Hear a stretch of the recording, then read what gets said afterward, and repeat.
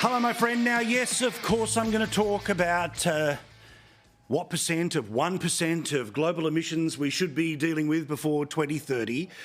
Yes, of course, I'll talk about the ludicrousness of the everything must go, closing down sale of the Queensland budget. And yes, I'll even find a way to have a little chat about Joe Biden celebrating Juneteenth and proving that, yeah, it's true about rhythm, perhaps. But first, may I start with something a little dangerous? It's called a laugh. Now, I've got to say that I didn't think that Trump could be funnier on the campaign trail than when he was running for re-election and he was talking about taps and toilets. Try going and buying a new faucet. You turn it on, no water comes out, right? We won't talk about toilets, but you know that's a... But how about the shower? You go into a shower, and I have this beautiful head of hair. I need a lot of water.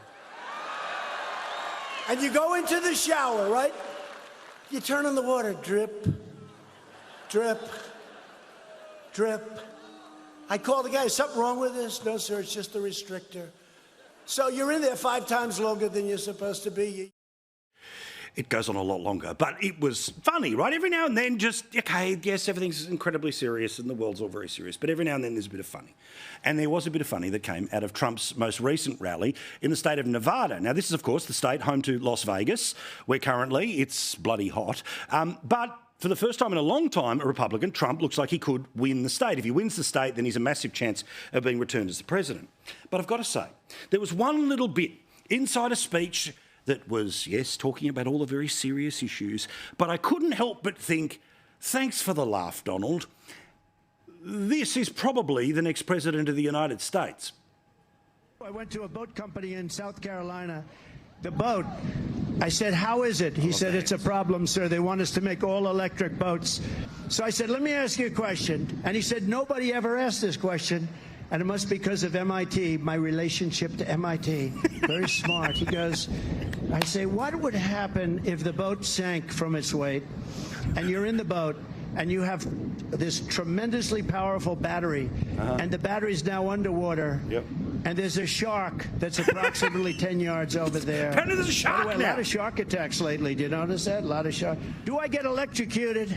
If the boat is sinking, water goes over the battery, the boat is sinking. Do I stay on top of the boat and get electrocuted? Or do I jump over by the shark and not get electrocuted? Because I will tell you, he didn't know the answer. He said, you know, nobody's ever asked me that question. I said, I think it's a good question. I think there's a lot of electric current coming through that water. But you know what I'd do if there was a shark or you get electrocuted? I'll take electrocution every single time. Who knew this was a dilemma? When you woke up today, did you think you'd have to choose between the electrified boat falling into the water versus the shark? Which would you choose? Again, just something silly that's said in the middle of a long election campaign that's still got months and months to go, right? And for some people, it's not serious enough. Oh, I don't have a problem with it. You don't have a problem with it. It's just silly, right?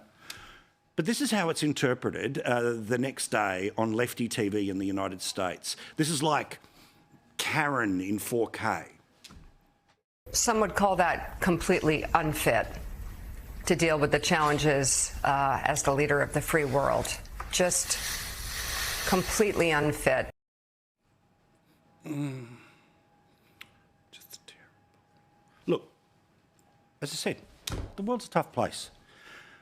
War, cost of living, poverty, whatever's going on in our own lives, people getting sick, people that we love getting sick, maybe us getting sick.